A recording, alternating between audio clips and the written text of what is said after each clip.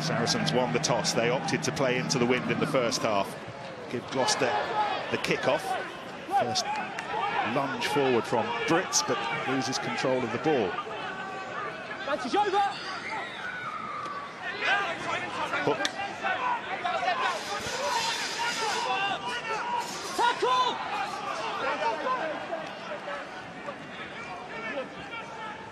Hines. Mariano Gloucester. Not part of Argentina's plans anymore, but he's kept the headgear. And as always, our foe with the big strip of tape and driving up towards the posts. Here we mentioned how Gloucester have been playing of late, one-off runners, but getting that momentum, and they're very close to the line now.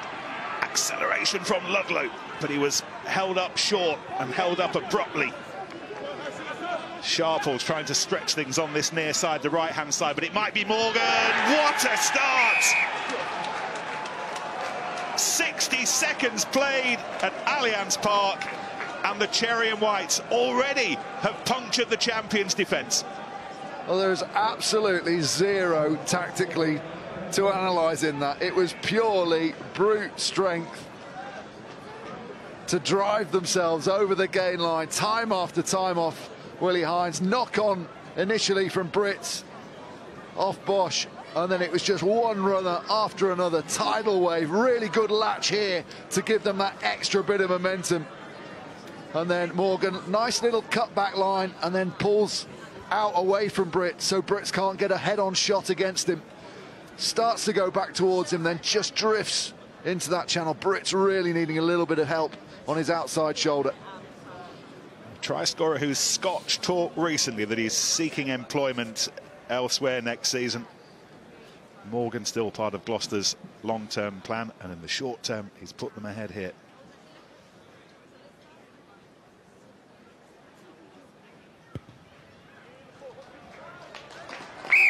Starts don't get any better. 7-point score, conversion from James Hook of this try. Yeah, that's just where he needs Lazowski outside him to jam in and help him, Brits. But it's a smart line from Morgan.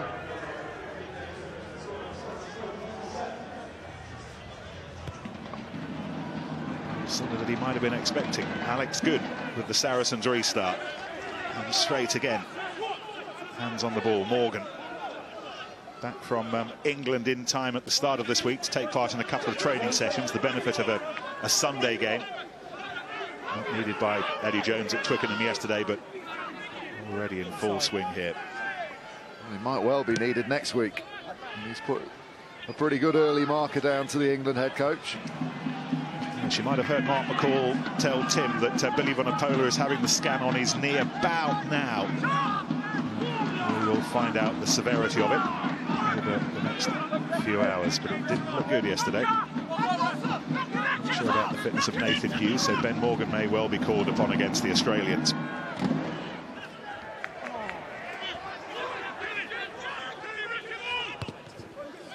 Cleared away by Hines. 16 kicks last weekend, and that's another very effective one. It might be a little bit too effective, and they'll come all the way back. That's a little bit unfortunate. Staggering distance. A little bit of wind in the air, maybe got behind it, but I think as it leaves his boot, he probably thinks that's perfect. And it just keeps flying. And end over end runs the wrong side of the corner flag. But lands on the 22, and it still runs out, remaining 26 metres over the line. So kicked quite well so far. Just got to get a little bit more height. That wind is so strong. We were stood there before the match, you really start to feel it, and it whistles right down the field here at Allianz Park. Give me that good picture.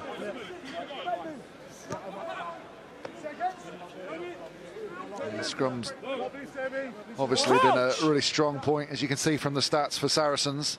Gloucester a lot better last week in that victory over Wasps.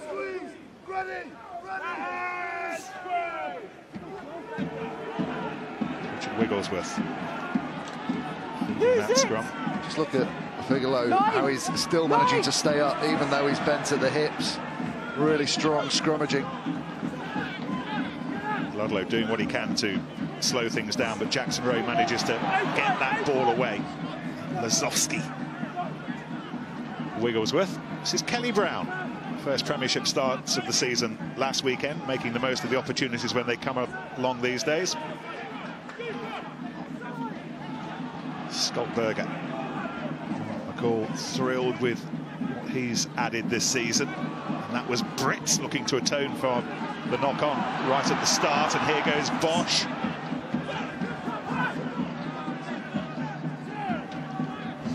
Brits once more to Richard Barrington. Marco Bonapola, of course, part of England's front row effort yesterday. Just seeing Brits carrying and the threat he is. Two offloads which just drags in extra defenders. The first one extremely impressive because he hits the secondary runner. So he doesn't rush his offload. Lovely little shoulder ball, gets in behind. He's looking for an offload. That one's not on, holds on. And that means that all the defenders react to the first offload runner. And he creates an opportunity for Bosch to run into. And here, as he comes around the corner again, just a little offload off the floor to get Bosch over the gain line. And here, ties in two defenders, still gets the ball away and gives them an opportunity to get round the outside. One of the things I think that Saracens will look at is Hibbard, though. He sets the line speed and the tone for Gloucester so far in the last few games of the season. Look how quickly he steps out the line. He really does blitz. Now, sometimes that's great if you catch man and ball, but if you get stepped on the inside, you become a bit of a liability. You form the dog leg. Guys have got to chase him up either side, because if he is going to step up like that, you have to step up with him. Often you want to look at it, particularly players like Brits. He'll really concentrate on inside balls there. See the likes of Alex Lazowski enjoying that kind of opportunity. Should it arise? Good. Stretching, controlling well, but kept outside the 22 for the time being. Kelly Brown waits, as does Rhodes just beyond him, but Gloucester make sure that neither of them get hold of it. Sharp, 7. Ball be taken in. Hines, ball was taken in, so careful not to kick it directly out. Good.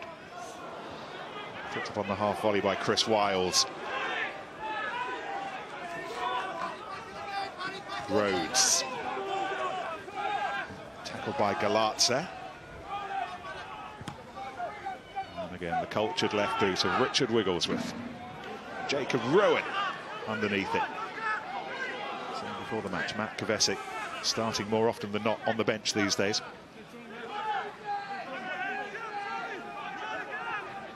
Morgan. So begins the process of digging yourself out of your own territory. 7. Yeah, just trying to create a better angle for the kick for Hines with that extra phase with Morgan. Stumble by Good, but no lasting damage done. 7 in front of the kick. Jacob Rowan was offside. There's a chance to go here. There's a real chance to go. Well, all the Gloucester players walking back there, all behind Wigglesworth. Backs to him as well. Alex Good had spotted it, hadn't he? Accelerated.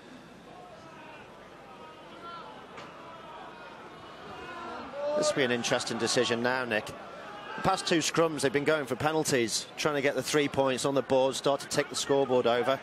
They've got a kickable penalty now, but because of the wind, you sense, they're going to go to the corner and try and drive him.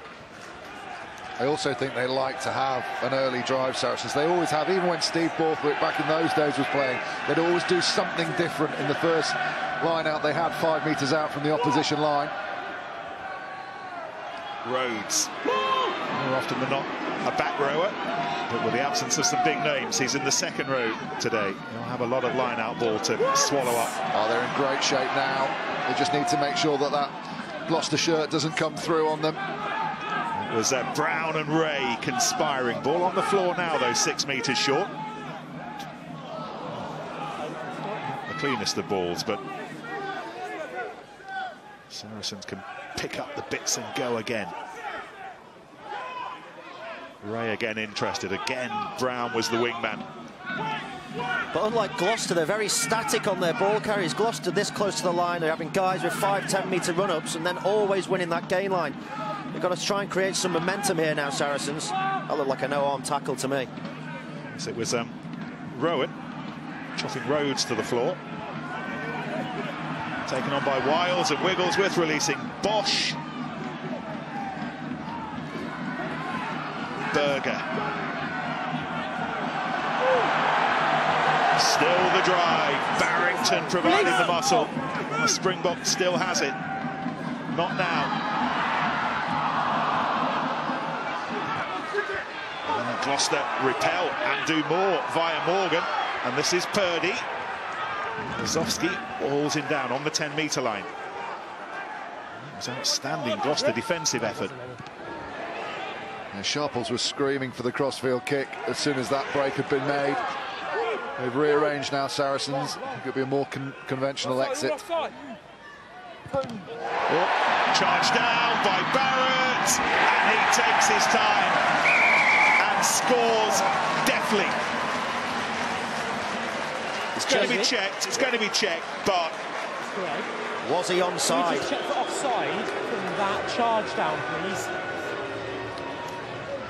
By 12, the one that scored the try.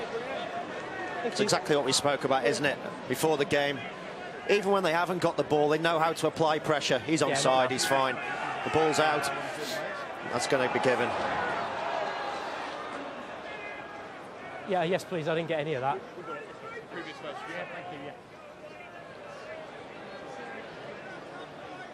All right, Okay, I'm fine with it. Okay, thank you. It's been a long, long time since Brad Barrett did that for his club, but 2.5 years later, 2.5 years after his last try against Harlequins in March 2014, Barrett has the score and Saracens are level. Showed really good control, didn't he, after he makes the charge down. A little bit ponderous in the kick. And then doesn't panic, he knows he's under pressure. Allows the ball to bobble up.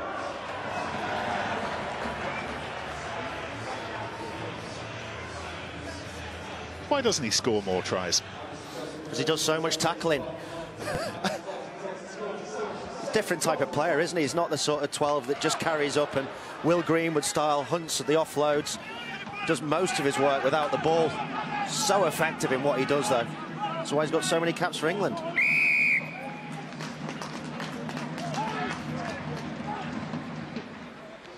That's a real let-off for Saracens. When you have that kick, you want to pin the opposition down into their own 22.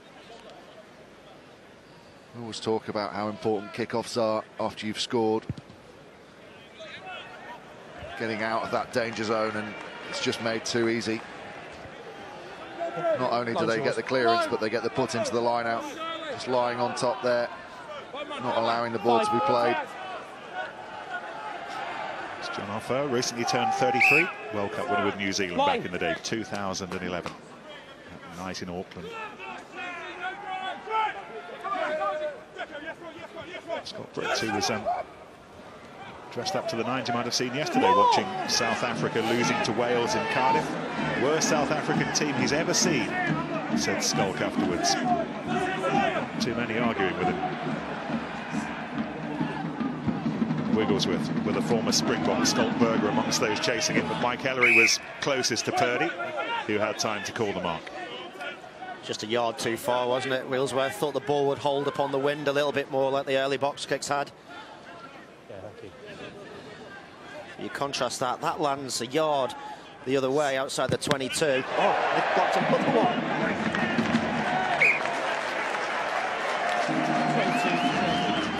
22, just inside. It's been a very inside.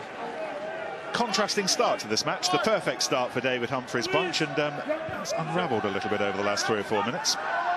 For those at home confused as why Jim Hamilton was running, you can obviously charge down as soon as the kicker starts to move and go through his action to kick. You can start your charge on a free kick, which mark is. Height's got so much height on that ball. It was got the height of the main stand on the far side. Giant kick. Gave it real beams, didn't he? See what I've done there, Nick? Yeah. Yeah, okay. Just leave it, shall we? Yeah. I think you've dropped your soap. You can pick it up, Ben.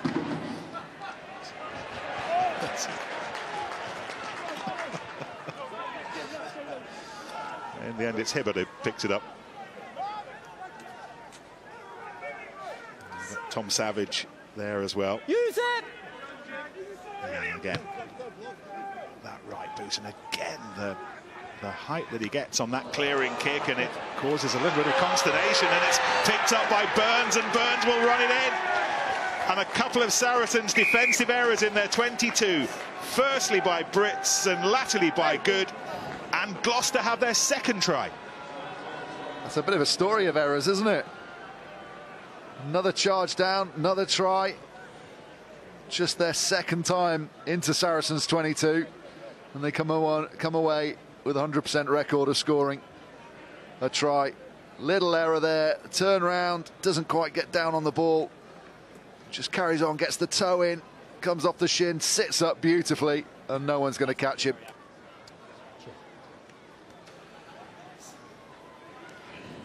There's 22-year-old Billy Burns, 4 years Freddie's junior, but he's now established as the first choice fly half here, and he is really growing into the shirt this season.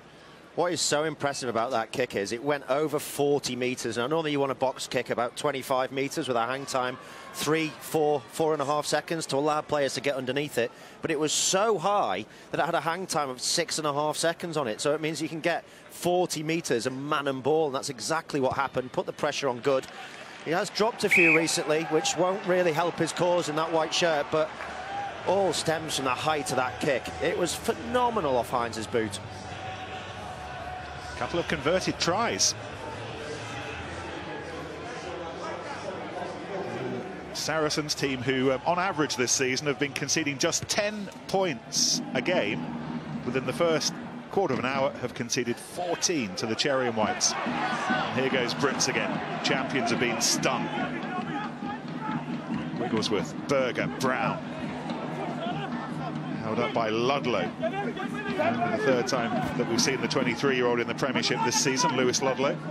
Good, looking to atone, as Brits did a little bit earlier. And he's got Ellery to the right-hand side, and Ellery will score. That's how you atone. Oh, and that's the strength of Alex Good. His ability as that playmaker, grew up playing a lot of fly half, played for England under-18s there. At times through his career, people have thought about moving him back into the 10 slot, but it gives you that second playmaker on the blind side, so that as they create the opportunity for him to attack off, you've got Lazowski on the open side, Good on the blind side. It goes to Good, and he's got the skill set to be able to fire that wonderful pass to Brits. Bit of footwork to hold two defenders, get them to bite on him, and then he just delivers a really easy run in for someone with the speed of Ellery on the outside.